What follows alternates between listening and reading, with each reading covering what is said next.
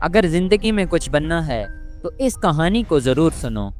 شیخ Saadi رحمۃ اللہ علیہ فرماتے ہیں کہ ایک شخص جو کہ گھر سے جنگل کی طرف روانہ ہوتا ہے، کچھ طویل سفر کرنے کے بعد اسے کہیں دور ایک جانور نظر آتا ہے۔ قریب جانے پر معلوم ہوتا ہے کہ وہ ایک لومڑی ہے جو اندھی بھی ہے اور لنگڑی بھی ہے، نہ ہی وہ دیکھ سکتی ہے نہ ہی وہ چل سکتی ہے۔ جب اس نے یہ منظر دیکھا تو اس کے ذہن میں ایک سوال گونج اٹھا کہ میرا رب اس اندھی لنگڑی لومڑی کو کس طرح رزق دیتا ہوگا۔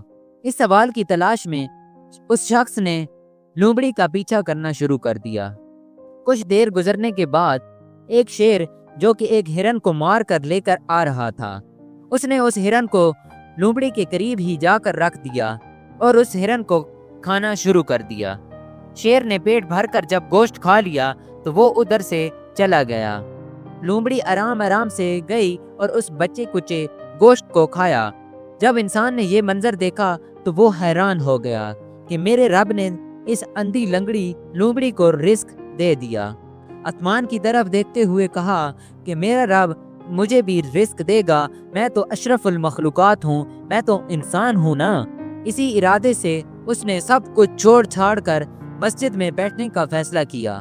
پہلا دن گزرا، کوئی مدد کوئی چیز اس کے لیے نہ آئی۔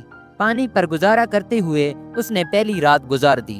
دوسرا دن بھی اسی طرح پانی پر گزارا کرتے ہوئے اس نے دوسری رات بھی گزار دی۔